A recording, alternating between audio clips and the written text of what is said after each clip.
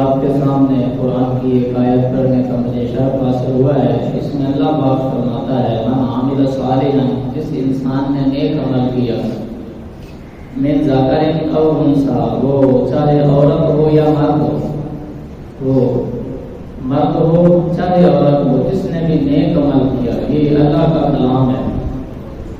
وہ مومن، شرط یہ ہے کہ وہ مومن ہو. وہ مومن پتہ چلا کافر جتنے بھی خیرات کر لے، جتنے ہاسپٹل بنوا لے، جتنی اچھائی کر لے، کیونکہ وہ کافر ہے، اس نے اللہ کی وحدانیت کا اقرار نہیں کیا، اس نے نبی پاک صلی اللہ علیہ وآلہ وسلم کی رسالت اور عظمت کا اقرار نہیں کیا. کافر جتنی بھی خیرات کر لے وہ اس کے منہ پر مار دی جائے گی. اللہ پاک فرماتا ہے شرط یہ ہے نیک عمل کرنے والا مومن ہو اور وہ مرد عورت، شرط یہ ہے کہ وہ نیک عمل کرنے والا حالت ایمان میں ہو، اس نے کلمہ پڑھا ہو اور وہ رسول پاک کی عظمتوں اور رسول پاک کی شانوں کو ماننے والا ہو. فَلَنُحْيِيَنَّهُ حَيَاةً طَيِّبَةً، اللہ پاک فرماتا ہے پھر ضرور ضرور ہم اس انسان کو نحیینہ، ضرور بار بار تاکید لگائی. عربی دان سمجھتے ہیں 4 تاکیدیں لگا کر اللہ پاک نے فرمایا فَلَنُحْيِيَنَّهُ، ہم ضرور زندگی دیتے ہیں اس انسان کو حیاتاً طیبہ، بڑی پاکیزہ زندگی اس بندے کو ہم عطا فرماتے ہیں. جو عمل کرتا ہے وہ چاہے مرد ہو یا عورت ہو، اور وہ ہو مومن، ماننے والا ہو. یہ نہ ہو کہ وہ مانتا نہ ہو، فرمایا کہ وہ عمل بھی کرے اور مانے بھی سے.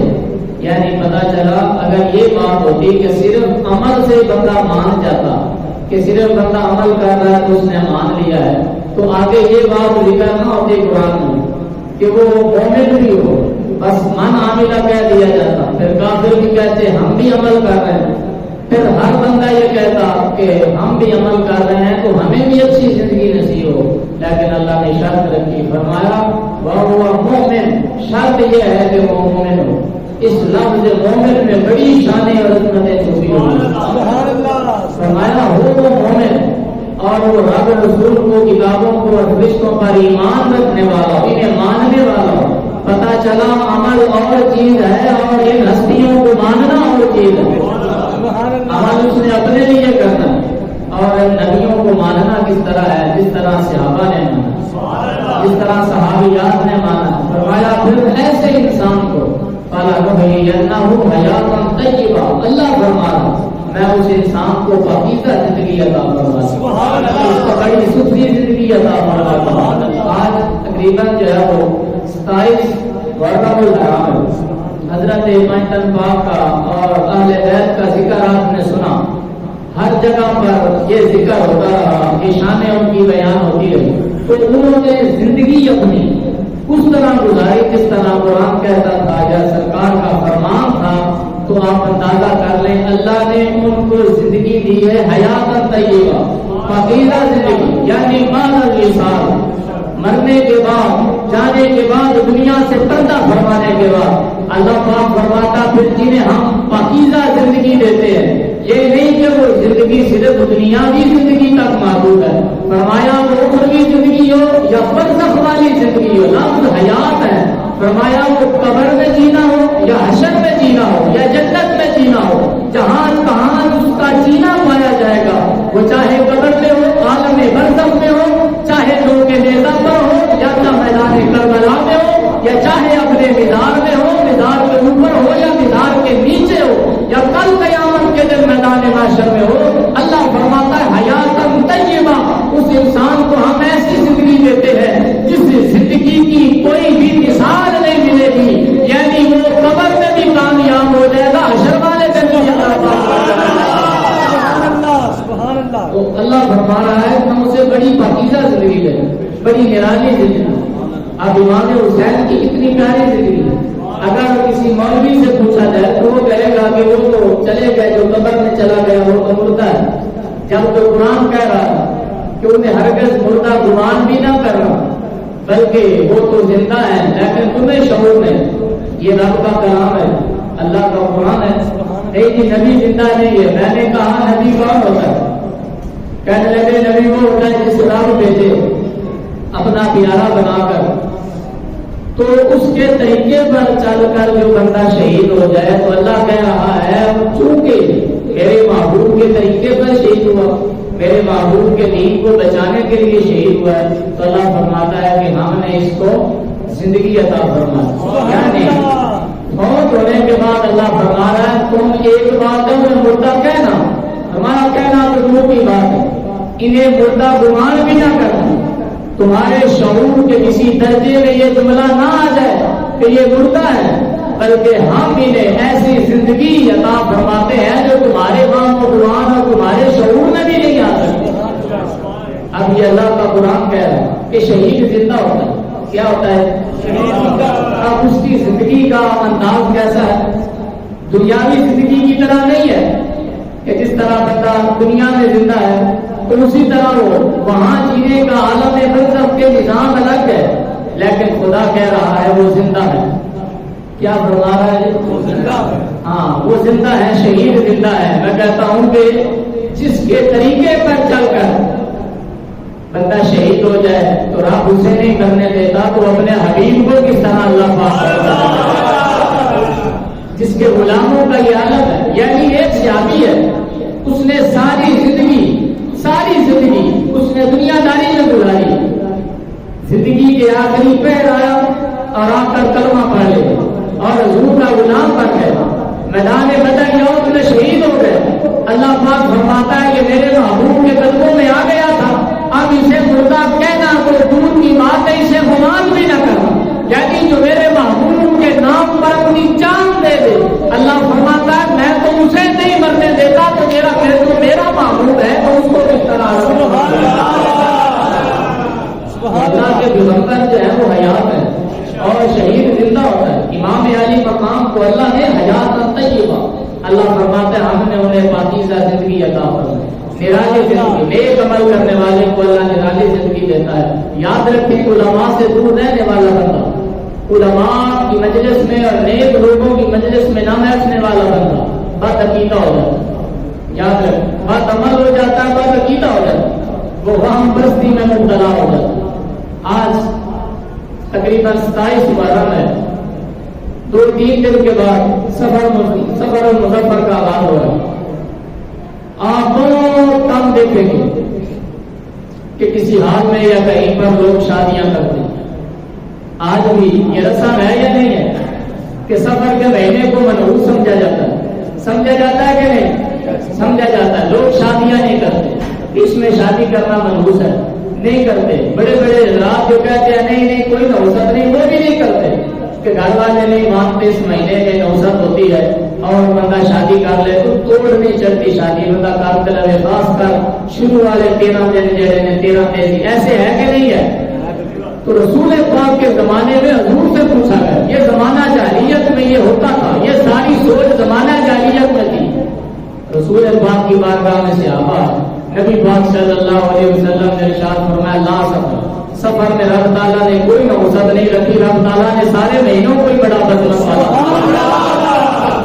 کوئی نوست نہیں ہے. یہ مشہور تھا کہ جس کے گھر پر الو بیٹھ جائے وہ گھر منحوس ہو جاتا ہے, نوست اترنا شروع ہو جاتی ہے. حضور پاک نے فرمایا الو کے بیٹھنے سے بھی کوئی چیز منحوس نہیں ہے. گاڑیوں کے پیچھے لوگوں نے جوتے لٹکائے ہوئے ہوتے کہ کہیں نظر نہ لگ جائے, جوتا نہ لٹکائے بلکہ گاڑی میں بیٹھ کر قرآن پڑھے, انشاءاللہ اللہ کی بڑی برکتیں نازل ہوں. قرآن پڑھے, قرآن کس لیے نہیں بندش ہو گئی, میرے اوپر لوگوں نے جادو کیا ہوا. پھر علماء کے پاس نہیں آتے لوگ, پھر ان باتوں کے پاس جاتے ہیں کہ جو حقیقی مرشد اور پیر نہیں ہے. میں حقیقی پیروں کی بات ہی نہیں کرتا, وہ تو عظیم ہے. میں آج بھی ان کے در کی جا کر خاک چھانتا ہوں اور صفائی اپنے ہاتھوں سے کرتا ہوں. میں ان کی بات نہیں کر رہا جو اللہ کے مقرب اور عظیم لوگ ہیں, جو اللہ کے پیارے ہیں, مگر وہ ہتھے چڑھ جاتے ہیں لوگوں کے جو 2 نمبر پیر ہیں, ڈبے پیر. ان کے ہاتھ جب چڑھ گئے بڑی نوست ہے, کالے کے بندش ہوئیے اور کالے جناب ہر چیز بند کی گئی, کاروبار تمہارا رزق مان دیا گیا, بس پھر انسان وہم پرستی میں مبتلا ہو گیا, تمام پرستی میں مبتلا ہو گیا. پھر جناب اس کا کاروبار ٹھیک بھی ہے تو ذہنی طور پر پریشان رہے گا. رہے گا یا نہیں؟ رہتے ہیں لوگ وہاں پرستی آج بھی مبتلا ہے، زمانہ جاہلیت کا نظام آج بھی موجود ہے، یہ بات بڑھتی چلی گئی، حتیٰ کہ چونکہ زمانہ جاہلیت صحابہ کے بڑا قریب تھا تو صحابہ نئے نئے مسلمان ہوئے تھے اور صحابہ میں یہ سوچ تھی کہ شاید اس مہینے میں بتا کوئی شادی کر لے تو ان کا وہ توڑ نہیں چڑھتا یا ان کی آپس میں بنتی نہیں ہے، طلاقیں ہو جاتی ہیں اس مہینے شادی بتا اگر کر لے تو مسائل پیدا ہو جاتے ہیں، نفرتیں اور نحوستیں نازل ہوتی ہے اس مہینے میں۔ نبی پاک صلی اللہ علیہ وآلہ وسلم تشریف فرماتے، اسی اسلام میں حضرت مولا علی نبی پاک کی سفر کا مہینہ تھا اور نبی پاک کی بارگاہ میں مولا علی آ گئے، مولا علی آ کر کہنے لگے یا رسول اللہ صلی اللہ علیہ وسلم آپ کی بارگاہ میں آیا ہوں، فرمایا علی پاک بیٹھ جاؤ، مولا علی بیٹھ گئے، تھوڑی دیر بیٹھے رہے، فرمایا کس لیے آئے ہو؟ تو حضرت علی کہنے لگے آپ تو دلوں کی حالتوں سے واقف ہیں، آپ کو پتہ ہے کہیے نا سبحان اللہ، آپ کو تو پتہ ہے میں کس لیے آیا ہوں؟ تو نبی پاک صلی اللہ علیہ وآلہ وسلم نے فرمایا میں سمجھ گیا ہوں تو کس لیے آیا ہے، رب تعالیٰ نے تمہارا اور فاطمہ الزہرا میری بیٹی کا نکاح عرشوں پہ کر دیا ہے، عرشوں پر بھی زمین پر بھی تیاری کر نکاح کی تیاری کرو۔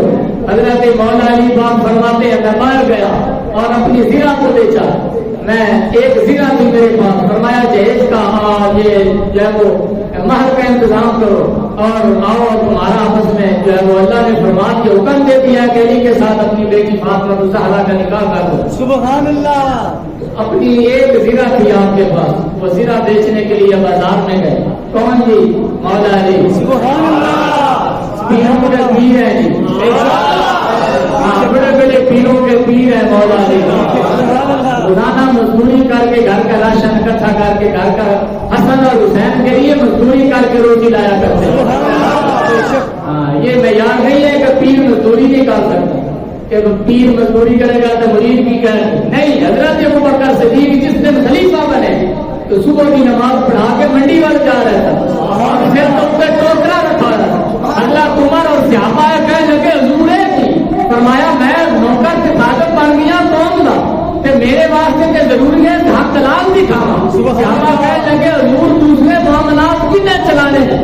فرمایا عمر پاک نے پھر تمہاری تنخواہ لا دینے ہونی جنہ مدینے کی عام مزدور کی تنخواہ ہونی کسی لے جانا تو مصطفیٰ کی امت کا کام کرو۔ سبحان اللہ۔ یہ صحابہ ہیں، یہ مولا علی ہے، زرہ بیچنے کے لیے جا رہے، شادی کا انتظام ہوگا تو راستے میں حضرت عثمان غنی ملے، نفر میں ڈالنے والے اور ہیں، یہ صحابہ ہیں، یہ محبت صحابہ، راستے میں حضرت عثمان غنی مل گئے۔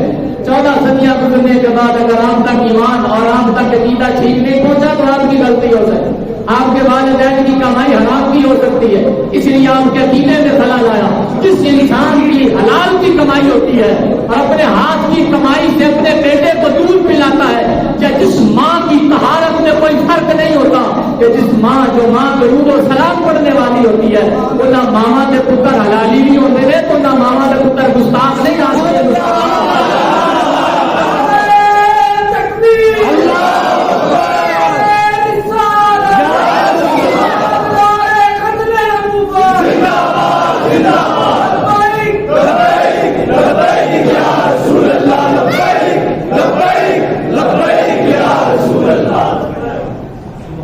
عثمان غنی نے کہا کدھر جانے کا ارادہ؟ کہا کہ یہ تلوار بیچنے کے لیے جا رہا ہوں، نے زرہ۔ تو مولا حضرت امام حضرت عثمان غنی نے کہا کہ بیچنی تو ہے ہی بازار میں، مجھے بیچ دے۔ تو حضرت عثمان غنی نے تقریباً 400 درہم میں وہ زرہ خرید لی۔ جب جانے لگے تو حضرت علی المرتضیٰ کو بلایا، فرمایا لوگوں میں رواج ہے کہ وہ اپنے پیاروں کو جب وہ دولہا بنتے ہیں تو سلامیاں دیتے ہیں، آپ کو سلامی تو میں نے دینی ہے، اس لیے کہ یارانہ تھا آپس میں، تمہیں سلامیاں یاروں کو دی جاتی ہیں، دشمنوں کو نہیں دی جاتی، ہم نے تمہیں سلامی تو پیش کرنی ہے۔ وہ شیعہ ہوش کے ناخن لے اور مولا علی نے جو حق مار حضرت فاطمہ کو دیا ہے وہ حضرت عثمان غنی رضی اللہ عنہ۔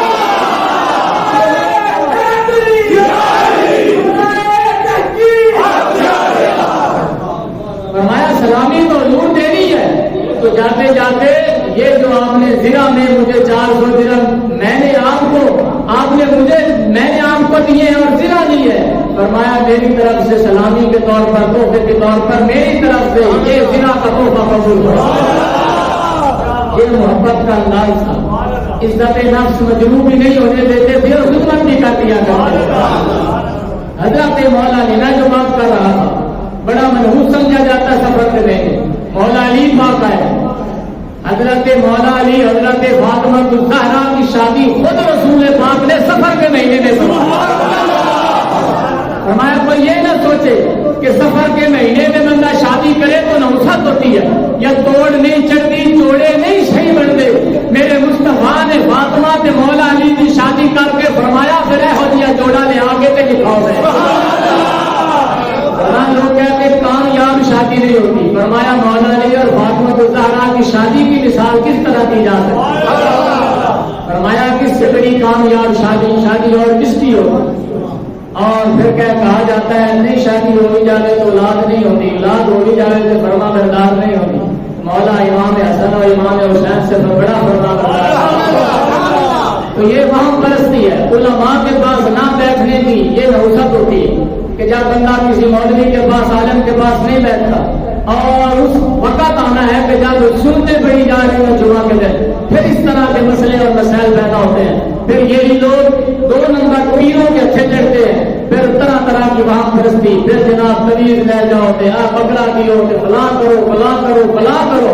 جو اللہ کا فقیر ہوتا ہے وہ تو ابھی ہاتھ اٹھاتا نہیں, دل کا ارادہ بدلتا ہے تو رب تقدیریں بدلتی ہیں. اور رب کا فقیر ہو رب کا کام ہے. ہم نے دیکھے رب کے کام ہے. وہ طویز نہیں لکھتے اگرچہ سنت ہے طویز. رسول پاک نے امام حسن کو پہنایا تھا. پر یاد رکھیں جو اللہ کا فقیر کامل ہوتا ہے اسے زیادہ ترلے نہیں کرنا پڑتے.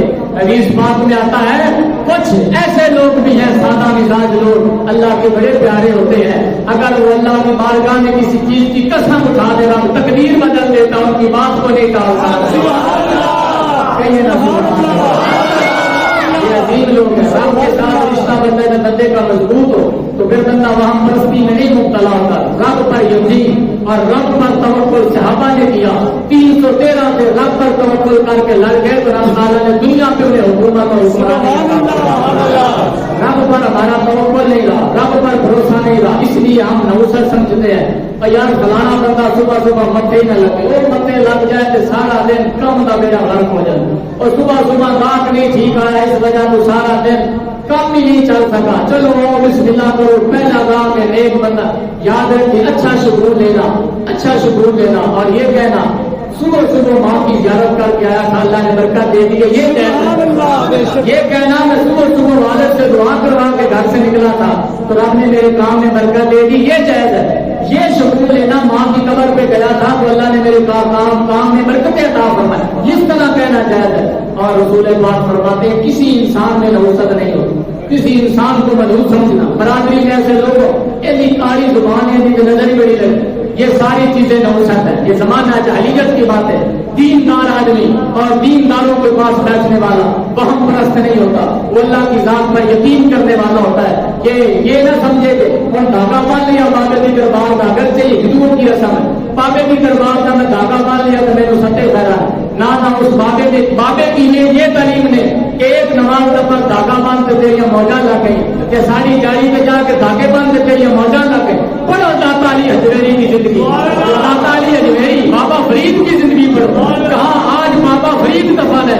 50,000 مرتبہ اس جگہ پر بیٹھ کر خود بابا فرید نے قرآن پاک کا ختم کیا جہاں بابا فرید دفن ہے. اس جگہ پر بیٹھ کر 50,000 قرآن اپنی زبان سے پڑھا بابا فرید الدین کرتے. قرآن سے محبت کرنے والے جو لوگ داتا علی حجویری نے قرآن سے ناطا جوڑا. جب بھی آپ جائیں گے ان کے سکھانے چلے جائیں 24 گھنٹوں میں ایک وقت بھی ایسا نہیں ہے کہ تلاوت قرآن بند ہو. پھر اس حسین ابن علی کی شان کا کیا عالم ہوگا جس کی ایک بیٹی کی شان کا عالم یہ ہے کہ 1000 سال سے جو بھی بھوکا جائے. میں نے وہاں دیکھے جا کر ہزاروں مزدوروں نے رات کو وہاں پناہ لی ہوتی ہے اور ہزاروں بھوکے لوگ وہاں کھانا کھاتے ہیں. وہاں حسین ابن علی کی تیری شان کو عظمت کو لاکھوں سلام ہے. حسین کتنا سخی ہوگا جس کا ایک بھی بیٹا پورے ہندوستان کیا پوری کائنات کو آج بھی رزق دے رہا ہے. اس کے ایک بیٹے کی شان کیا ہے تو حسین بن علی کی شان کیا ہے. آج بھی لوگ بھوکے وہاں جا کر کھانا کھاتے ہیں اور 1000 سال سے جو بھوکوں کو کھلا رہا ہے ایک بیٹے کی ایک اللہ کے فقیر کی شان کا یہ حالت ہے. تو جس حسین بن علی نے دین کو بچایا ہے اور جس نے اسلام کو بچایا ہے یہ لوگ تھے رب پر یقین کرنے والے, رب پر توکل کرنے والے. فضیل بن عیاض فرماتے ہیں بہت بڑا آدمی حضرت فضیل بن عیاض, بابا حضرت داتا علی اجمیری کے مرشدوں میں سے حضرت فضیل بن عیاض رحمت اللہ تعالیٰ علیہ.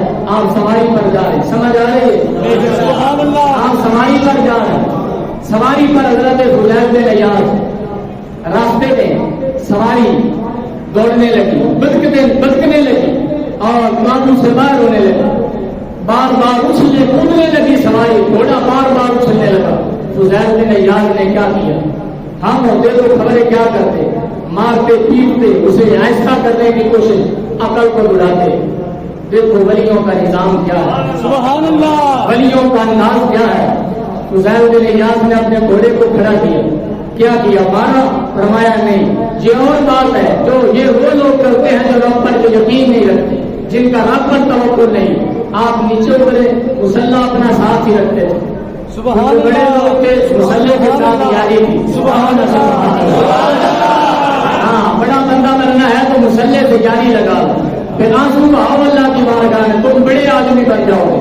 حضرت فضیل بن عیاض نیچے اترے, مسلح زمین پر بچھایا, کیونکہ ہر وقت اللہ کے ولی باوجود رہتے. نیچے اترے اور وہاں کھڑے ہو کر آپ نے 2 نفل پڑھے, پھر آپ کی بارگاہ میں روئے دعا. نوکر کہنے لگا حضور آپ نے یہ کیا, کوئی نماز قضا ہو گئی. فرمایا وہ تو ساری زندگی کبھی کوئی قضا نہیں جب سے والے ہوا. یہ کیا کیا, فرمایا میرے مصطفیٰ نے فرمایا جب تک بندہ رب کا تابع رہتا ہے, رب کا فرما بردار رہتا ہے, اس وقت تک اللہ ہر چیز کو اس بندے کے تابع فرما دیتا ہے. آج لگتا ہے مجھ سے کوئی گناہ ہو گیا جس وجہ سے جو میرے تابع جانور تھا وہ بھی میرے کنٹرول سے باہر ہونے لگا. فرمایا ایک جانور کیا ہے, بندہ اس کا فرما بردار ہو جائے, رب تعالیٰ ساری کائنات کو بندے کا گناہ. سبحان اللہ. فرمایا ساری کائنات پھر اس بندے کی تابع دار ہو جاتی ہے جو اپنے مالک کا فرما بردار ہو جائے. یہ رب پر یقین کرنے والے لوگ تھے, یہ رب کی بارگاہ میں جھکنے والے لوگ تھے. حضرت عقیل بن نبی طالب, حضرت جناب ابو طالب کے بیٹے, مولا علی کے بھائی. مولا علی کا کیا ہے, مولا علی کا نام سن کر جنہیں ٹھنڈ پڑی ہے گج کے کہے.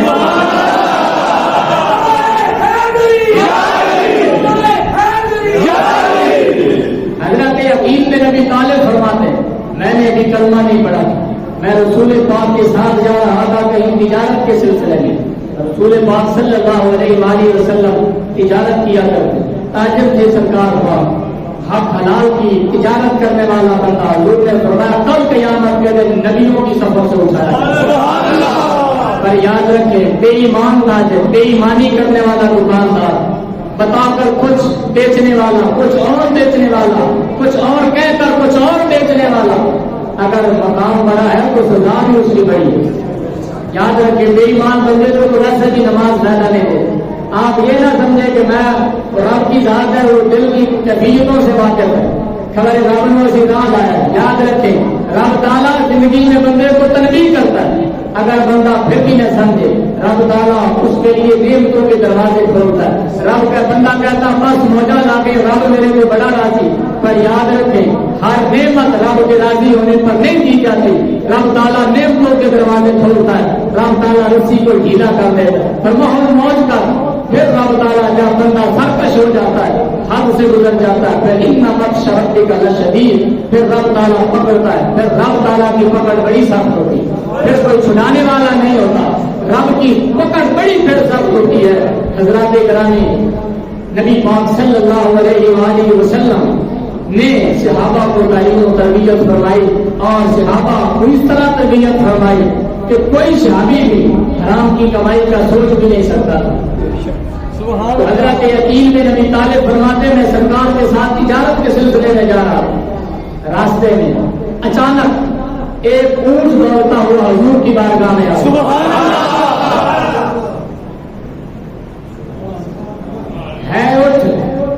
ہے گا اٹھ रसूल पाक को पहचानता है कि अल्लाह ने आखिरी भी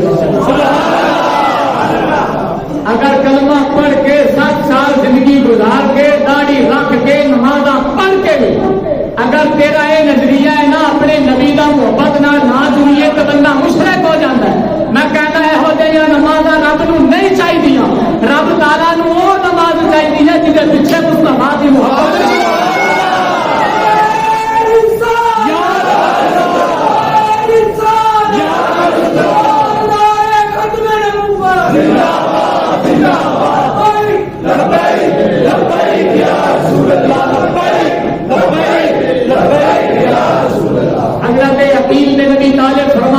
दौड़ता हुआ धूप की बारगाह में आया। बात बड़ी तवज्जो से सुनने वाले नबी अलैहिस्सलाम फरमाते हैं जब बंदा कोई गुनाह करता है तो उस गुनाह की इतनी नहुसत होती है कि कल क़यामत के दिन जमीन का जर्रा जर्रा उस बंदे के खिलाफ गवाह बन के आए कि या अल्लाह इसने मेरे ऊपर गुनाह किया था, इसकी नहुसत की वजह से मुझे तकलीफ हुई थी। हत्ता कि हदीस पाक में आता है ये सूरज की शुआएं कल क़यामत के दिन बंदे के खिलाफ गवाही देंगी और कहेंगी या अल्लाह ये सूरज कहेगा इस इंसान के गुनाहों की नौसत की वजह से मुझे तकलीफ पहुंची। ये सूरज जो ग्रहण होता है ये इंसान के गुनाहों की वजह से इसे ग्रहण होता है। ये सूरज शिकायत लगाएगा कल क़यामत के दिन, किसी महीने में या किसी दिन में नौसत नहीं मंगल दिन काम शुरू न करो और मनहूस दिन। याद रखिए कोई दिन किसी दिन में नौसत नहीं है, किसी महीने या सफर के महीने में नौसत नहीं है। अगर नौसत है तो हमारे अंदर गुनाहों की नौसत, बेबरकती की, ज़ना की, कसम की नौसत है हमारे अंदर। इसलिए तो आज मुल्क में जो है वो अल्लाह के अज़ाब की सूरत है।